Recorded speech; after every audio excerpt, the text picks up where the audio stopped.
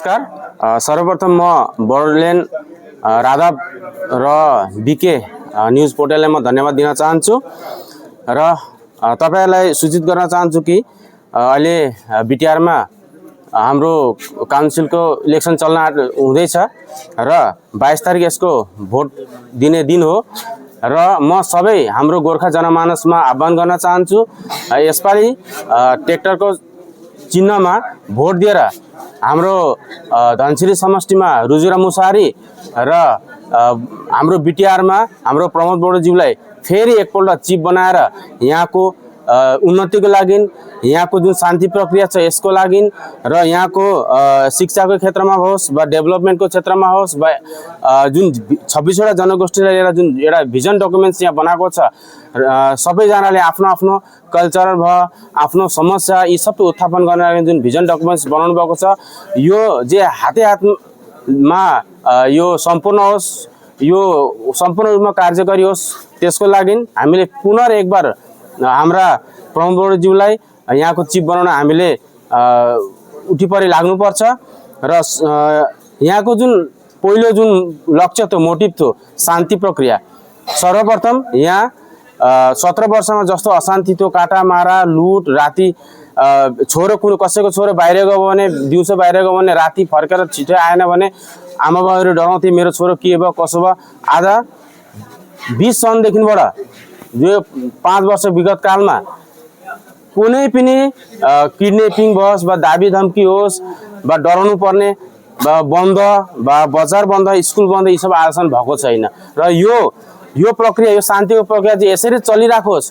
त्यसको लागि हामी प्रमोद बोडो सरलाई जिताएर लिएर आउन एकदम जरुरी छ नभए यो शान्तिको ग्यारेन्टी कसले लिन्छ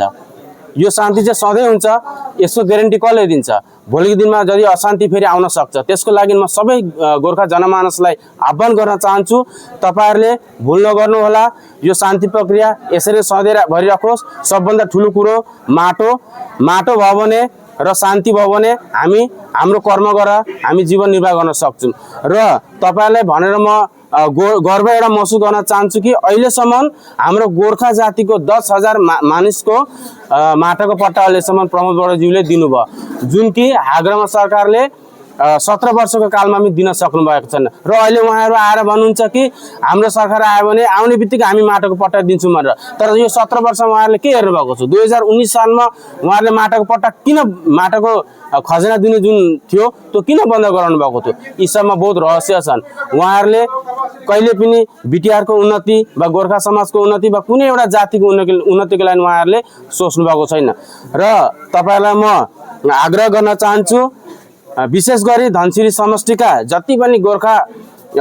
जनमानस हुनुहुन्छ आमा बुवा दिदी बहिनी दाजुभाइ जति पनि हुनुहुन्छ म तपाईहरुलाई विनम्र अनुरोध गर्न चाहन्छु यसपालि ट्र्याक्टरको जुन चिन्ह छ त्यसमा तपाईले छापा लगाएर हाम्रा अति नै दयालु सिधा सादा हाम्रा जुन क्यान्डिडेट हुनुहुन्छ रुजुरा मुसाहारी उहाँलाई भोट दिएर विपुल संख्यामा भोट दिएर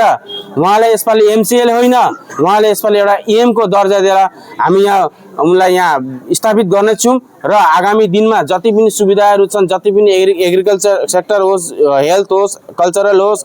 वा एजुकेसन होस् डेभलपमेन्ट होस् यी सबमा धेरै धेरै काम गर्नको लागि उहाँको हात हामी डरो बनाउँछौं र यति नै भन्दै म सबै जनमानसलाई विनम्र फेरि हात जोडेर अनुरोध गर्दछु यसपालि ट्र्याक्टरको चिन्हमा भोट दिएर उहाँलाई विपुल संख्यामा भोट दिएर जययुक्त गर्नुहुन्छ भन्ने आशा गर्दछु धन्यवाद र यसपालि अति नै खुसीको कुरो छ किनकि यसपालि 110% हामी स्योर छौं कि यसपालि विपुल संख्यामा हाम्रा रुजुरा मुसाहारी यहाँ जितिराख्नु भएको छ त्यसमा कुनै दोहोराइ छैन किनभने अहिले हामीसँग